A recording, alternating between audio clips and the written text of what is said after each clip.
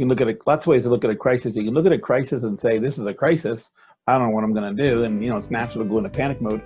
Or you could look at it as an opportunity. And that's what I want to talk about real quickly. A couple minutes here. I want to give you a rundown on why there's millions of dollars being evaporated. And if you don't grab it, nobody's going to make anything out of it. And nobody's going to benefit from it. And these I'm talking about now are businesses, other businesses that are failing around you, whether it's been a victim of rioting. In normal times, there's all types of reasons that businesses shut down. And of course, with all these COVID restrictions, it's been really hard on a lot of businesses and they had to close their doors.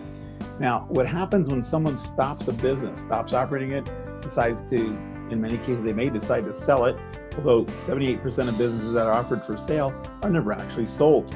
And so we look at what's going on out there with businesses collapsing and shutting down, and what are the assets that they have. You might say, well, I can't buy that business, he's out of business.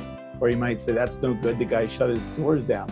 Listen, here's the assets you gotta be looking for that are worth a lot of money to you or to someone else in the same business. Like when a candy shop closes down, maybe another candy shop's more interested than you are.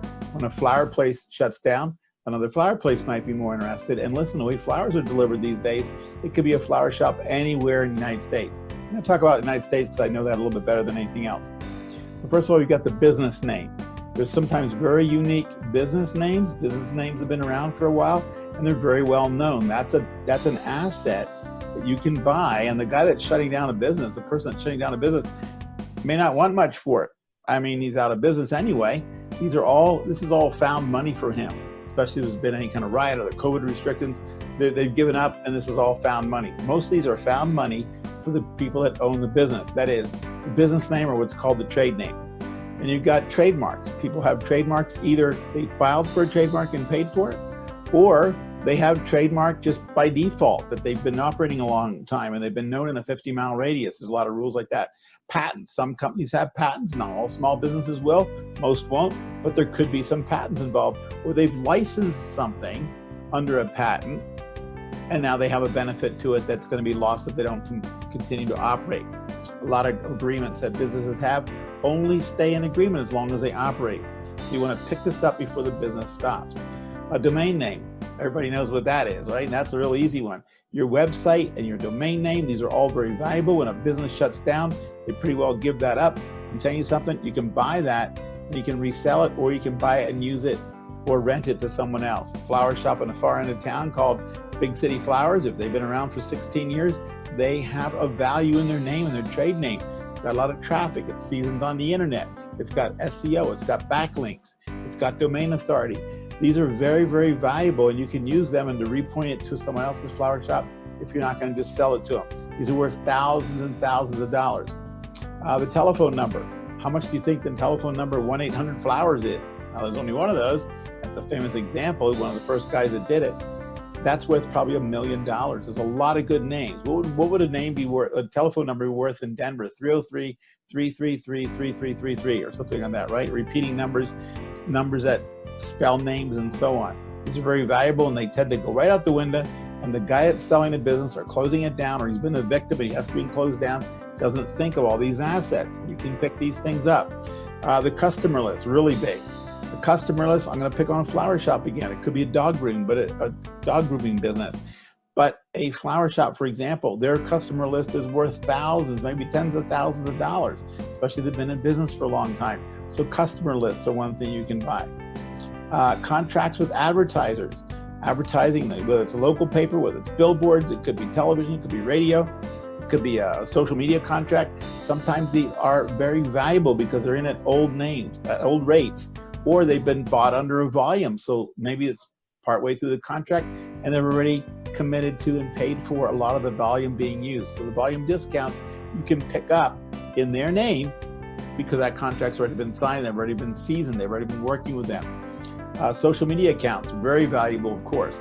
Big City Flowers, if that's a famous name in your area, if that's a well-known flower shop, Big City Flowers is going to have social media handles that are going to be very valuable. Some of these people have thousands and tens of thousands of users, of account followers, users on their platform where they've got account followers, they've got people who know about their social media accounts. Supplier relationships. These are very important. Sometimes the supplier is giving them a preferential discount after a lot of years, or they've negotiated very hard. Maybe they're doing a lot of volume and negotiated a really good discount. You're not doing as much volume, you can pick up that contract. A lot of this has to do with whether you're going to buy the entity or just buy the asset. Sometimes you want to buy the entity. For example, you may get licenses and permits and special deals that are made out that were made just for that company, and may be worth it to investigate buying the entity, buying the corporation or the LLC, whatever it is. Sales tax licenses. If you're selling to someone out of state, they may need to have an in-state sales tax license for that company if they're registered in that state. So you're talking about in-state, county, city sales tax licenses, permits to operate. Those are important too. Those are already in place. This is what saves you thousands and thousands of dollars in time by buying something that someone else already has. Credit. Listen, you can buy corporations that have a good credit account. Now, a lot of times, if it's an LLC, it's a one-person LLC, or it's a small company, a lot of times it's going to be really dependent on the person behind it. But a company that's been around a little while is going to have its own credit rating. It's going to have credit with suppliers and local advertisers and so on, and the small businesses they deal with, like the social media account manager. They're going to have credit lined up, and that's very, very valuable if you're starting out, or if you had a company that didn't have very good credit, you can piggyback on theirs. Equipment and vehicles, sometimes they're going to go for cheap, and they're possibly specially made or specially outfitted or painted for the business, and that may make something you can pick up at a discount. Some or all of these are worth thousands and thousands and tens of thousands of dollars, and the guy that's shutting down a business is giving a lot of this stuff away, or he's not getting anything for it. So when you approach someone that's shutting their business down, before they cancel everything, you get to them, or if they recently canceled, and see what you can pick up. Buy the bones of the business. Give the guy some found money. Look, you might pay $10,000 for a whole passel of things that cost him $50, might be worth $100 to you now.